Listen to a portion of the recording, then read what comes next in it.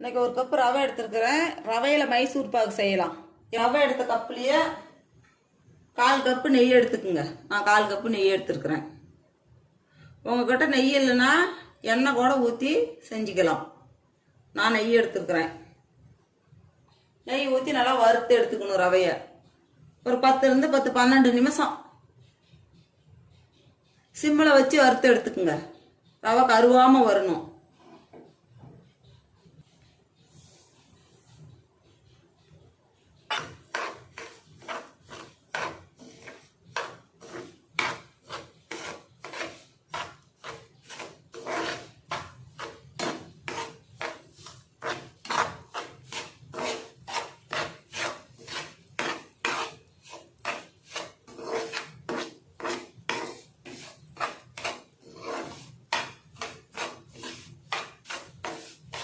பாருங்க, ரவை வறுபட்டு போச்சு. இதா நல்லா நல்லா வாசம் வருது. ரவை எடுத்த கப்புலேயே 1 கப்பு சர்க்கரை கொட்டுறேன்.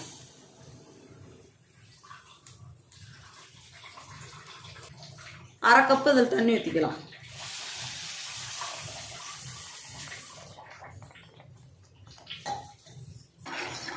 நல்லா கரையிட்டோம்.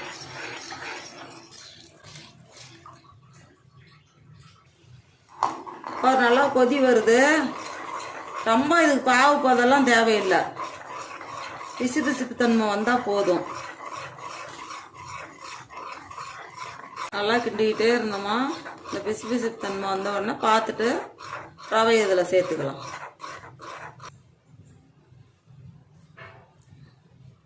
வறுத்து வச்சுக்க ரவை இதில் சேர்த்துடலாம்.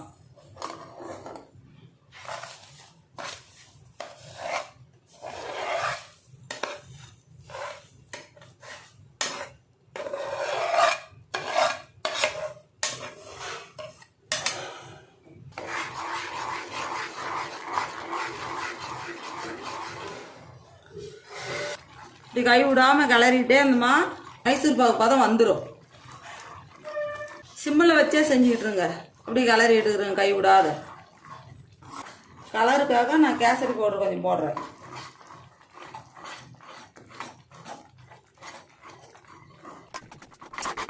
நீங்கள் தேவைப்பட்டால் போட்டுக்குங்க, இல்லைன்னா அப்படியே கூட விடுங்க. இப்படி கிளறிட்டே இருங்க. இந்த பதம் வரல, சுற்றி பாத்திரத்தில் அப்படியே பிடிக்காத சொலண்டு வருமோ அந்த டேஜில் நம்ம எடுத்து ஊற்றிக்கலாம். நான் நெய் ஊற்றி செஞ்சுருக்கிறேன். நீங்கள் சன்ஃப்ளவர் ஆயில் எண்ணெய் கூட ஊற்றி செஞ்சுக்கலாம்.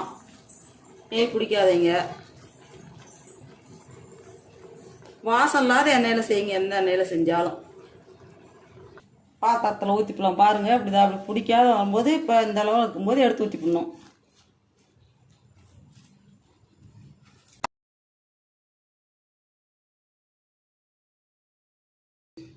அப்படியே கொஞ்ச நேரம் ஆறட்டும். ஆறின வேட்டி நம்ம பீஸ் போட்டுடலாம். இப்போ கட் பண்ணி எடுத்துக்கலாம்.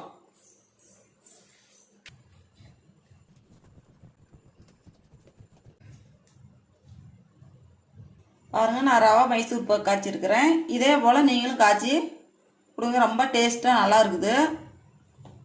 தீபாவளிக்கு ஸ்பெஷல். நான் இப்படி செஞ்சுருக்கிறேன். ஒரே மாதிரி எப்பயும் செய்கிறத விட நாம் இந்த மாதிரி வித்தியாசமாக செஞ்சால் ரொம்ப சுவையும் நல்லா இருக்குது, பார்க்குறதுக்கும் நல்லா இருக்குது, சாப்பிட்றதுக்கு நல்லா இருக்குது. எப்பயும் ஒரே மாதிரி தான் செய்கிறோம். இப்போ இந்த மாதிரி செஞ்சு பாருங்க. ரவையில் பாருங்கதா எவ்வளோ சாஃப்டாக இருக்குது.